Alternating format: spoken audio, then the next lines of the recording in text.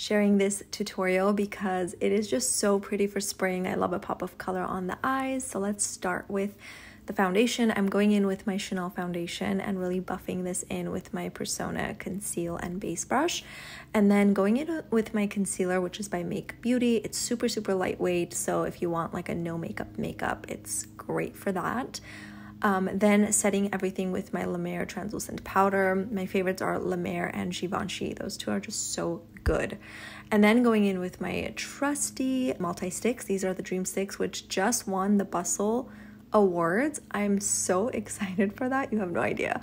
It won the multitasking category. So going in with Dune and Bubble, and then I'm also topping a little bit of Powder Bubble over, which I think makes such a difference.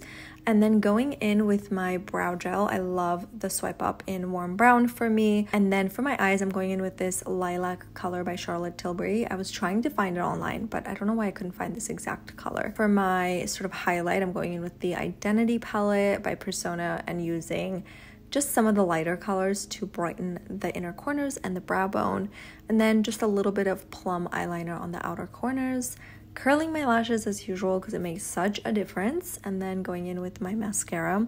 I'm testing this one, so nothing I can share yet, and then going in with a little more blush because I just felt like it needed more color. I wanted this to be such a fun spring colorful look. For my lips, going in with Almond, my trusty sort of contour shade, which works really well for me.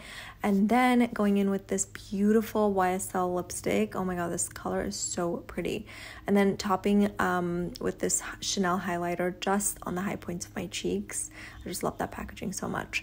And that is the finished look. I hope you enjoyed it.